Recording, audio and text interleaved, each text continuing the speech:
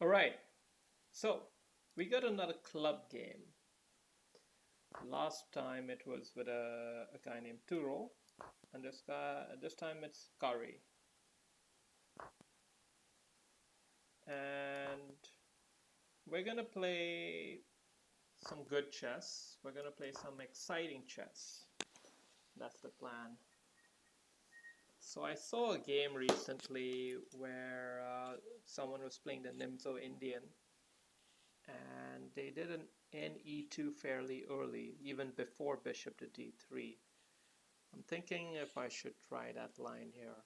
Let's see how it goes.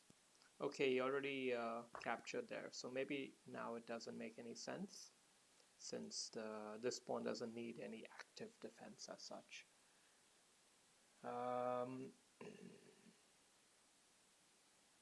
Yeah, bishop here seems like a logical move.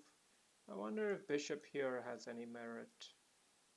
It's probably fairly easily handled by pawn to d6.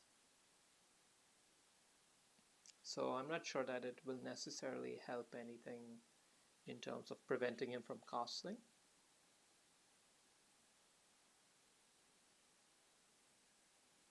Well, let's see how he handles this next move. He has quite a few options. Okay, he's going for the long diagonal approach. And that's fine. I think pawn to f3 is the way I'm going to meet that. So I am forcing my knight to the e2 square eventually anyway. Or I could even try knight to h3 and f2. I could even try that actually.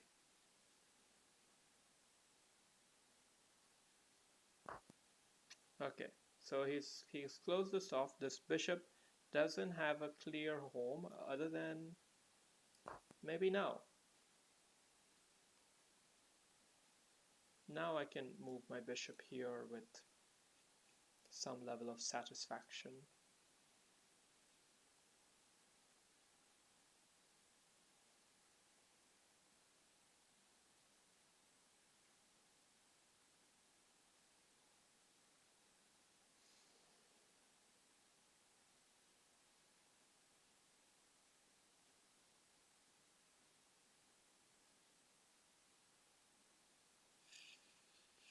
Yeah. So if we take stock of the position, what's the signifying differences? That I have the bishop pair and that I have a fairly big center. And on his side, what can we say about his position?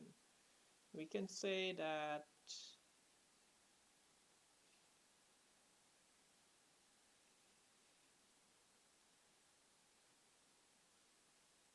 well, let me just think for a second first. It feels like that's a somewhat slow move. Castling would have been more logical, but maybe he really is worried about bishop to g5. I wasn't really planning it.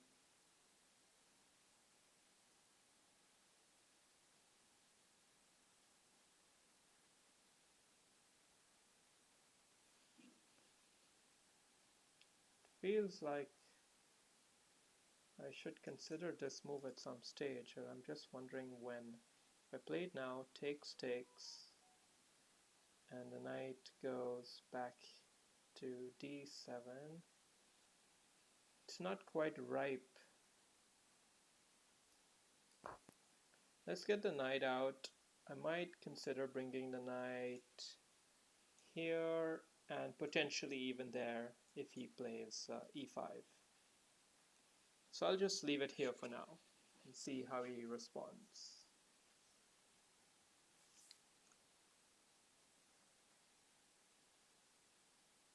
I might move my bishop out here on the next move, preventing this, but he can always threaten to do it again with knight there, so probably bishop here won't really stop him from advancing the pawn and will give him a tempo because he'll be able to do it successfully. So I'm going to delay moving my bishop for as long as I can. I'm going to castle first.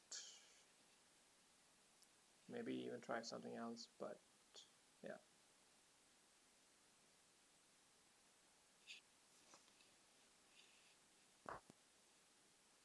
Okay, he got his knight out. Let's just castle.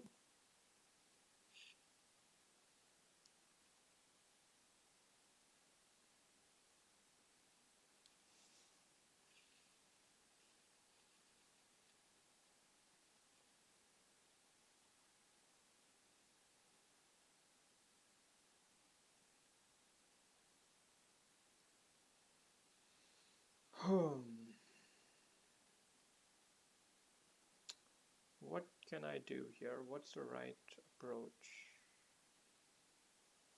So, given that I have the bishop pair, in general my goal is to open up the position. Right now he looks like he's planning a queenside castling.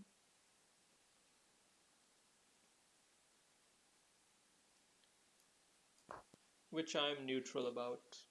I don't know if it's good for him or bad for me or what, but doesn't really matter so much to me.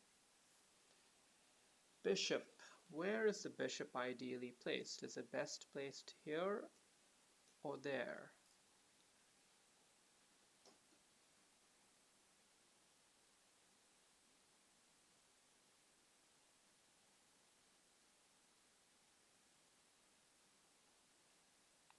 Don't really know. It depends on which side he castles on, I guess.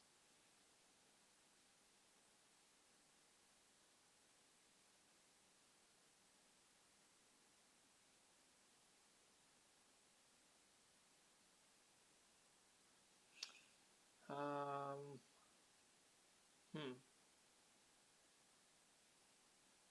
Let's go with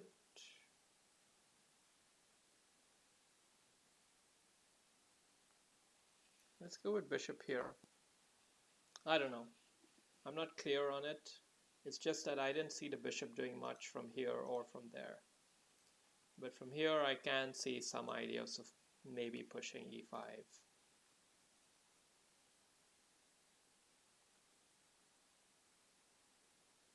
If anything, I might provoke an e5 from his side, which will then make my knight game a lot more clear.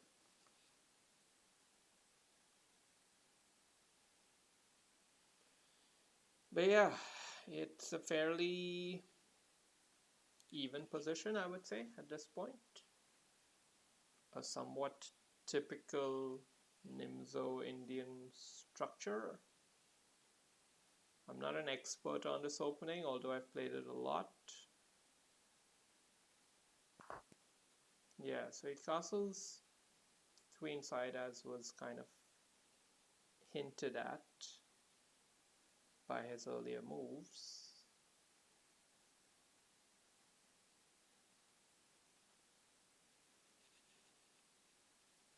So if you push this up, he's got to move his knight away because he can't capture back. Knight away anywhere is basically a good move for me on this board. So we're gonna do it.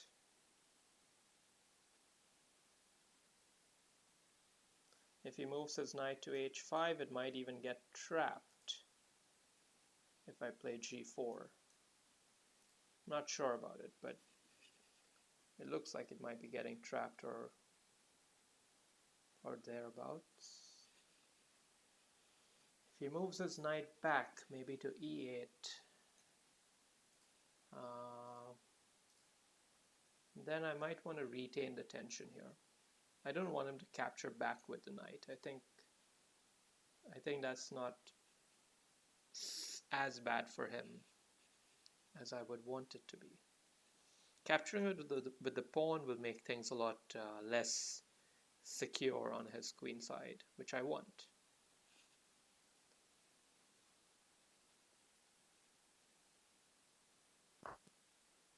Yeah, So maybe it's time to get my rook in the game, or what's his plan here? What's his next move? It's not clear. He'll probably throw some pawns. Can I do something with my knight?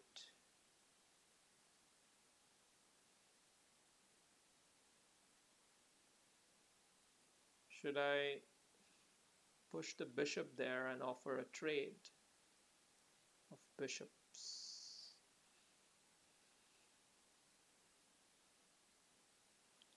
Actually, that might not be so bad.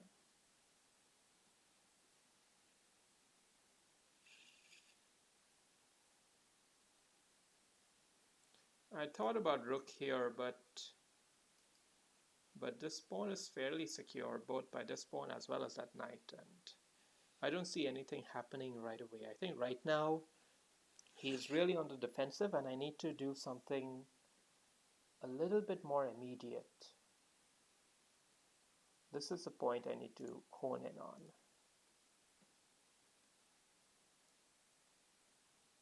So I'm going to play this.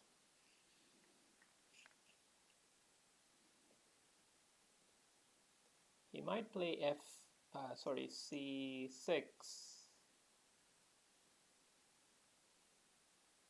which which again I don't really mind. I think I don't mind it. Yeah.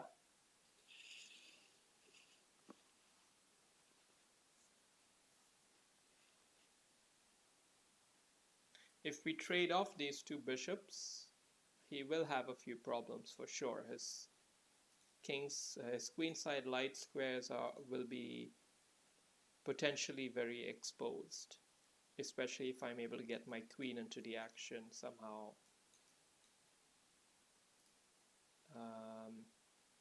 Additionally, if he captures the bishop and I capture back with the pawn, I'll have a fairly big pawn center here, and I can even threaten to double to capture and then advance the next pawn, thereby pinning, really re-emphasizing the pin on this queen and pawn here. So that's the current general plan.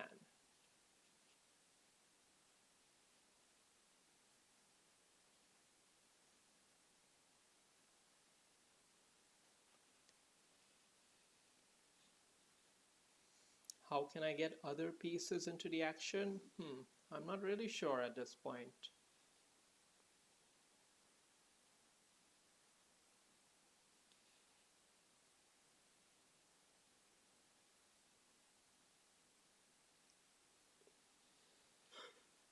Probably for him the best move is to just do something quiet and essentially ask me to prove what I have.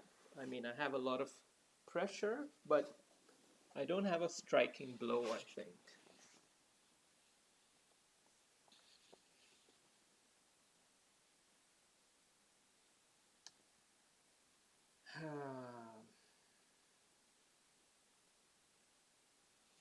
All right. If you're new to this channel, click down the link below for subscribe. I don't have any link below, but you know where the subscribe button is. So just find it. I'm going to go on to part 2 now.